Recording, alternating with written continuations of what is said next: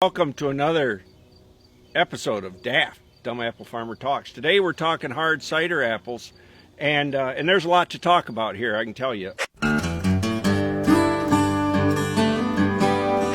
We're sort of learning by the seat of our pants here on growing cider apples, and that's apples specifically for making hard cider. Okay, there are other apples that make great sweet cider, and most of the dessert varieties, whether it's Jonagold, Gala, Honeycrisp, Jonathan, you can make great cider by combining them, blending sweet and tart. But when we get into making hard cider, we're looking for a little bit more than just sweet and tart. The sweetness of an apple in hard cider produces alcohol. So the sweeter the apple, the higher the alcohol content. And the tartness comes through on the finished product. So it really, a tart apple like a Jonathan, an Ida Red, that will deliver final tartness into the product itself. But what we're really looking for when we plant cider apples specifically is something beyond tartness and sweetness. We're looking for tannins and things that will produce either directly or indirectly a more sophisticated, more complex flavor profile. So directly means there's a lot of apples that are grown that have tannins in them. And these apples taste like crap if you eat them. In fact, they're called spitters by and large. And that's because you chomp into one and they're bland and bitter. I mean, what could be worse, right? The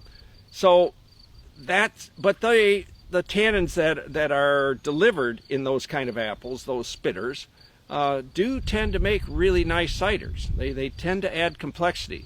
And then those tannins and the flavor profiles of those cider apples also, in combination with yeast, produce a myriad of different flavors. And some of those flavors are, let's just say they're an acquired taste, okay? They have descriptors like wet horse blanket or barnyard or things like that, and it is an acquired taste. But once you get used to drinking stuff, not with an overpowering taste of manure in your mouth, but something that has just a hint of something beyond just fizzy alcohol, it kind of grows on you. So this is a Bennett Rouge, okay? This is our little test block here. We have just 10 trees of a lot of different varieties, and I think this Bennett Rouge is a pretty good example of some of the challenges that we have. As you can see on this limb right here, we have just a ton of apples, right?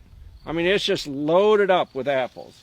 And you can see this tree, maybe you can see and maybe you can't, but this tree is loaded with apples.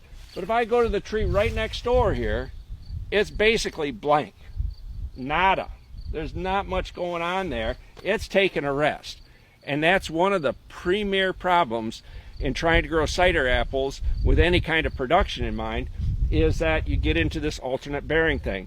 This thing's loaded up with apples, this one doesn't have it. Next year this one will be loaded up and this one won't have it. So what we want to have is, consistent production in order to be able to bank on, if we want to make a Bennett Rouge cider. And by the way, Bennett Rouge makes a hell of a good cider. It's a really nice cider. Out of the single varietals we produce, it's one of the best, we think. So this is a major problem with growing cider apples. There are more consistent bearers. Dabinett is one of them. Yarlington Mill is another one. Those are some of the staples. Harry Masters Jersey. In the British world, those are some of the staples that are known for more consistent production. But by and large, a lot of the other ones, whether they're Foxwhelp or Bennett Rouge or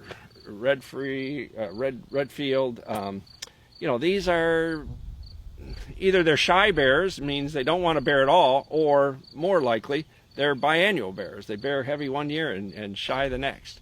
So it makes it hard to be a proper good cider maker. You want to be making the same cider at least every year a little bit, and if you don't got a crop, that's hard.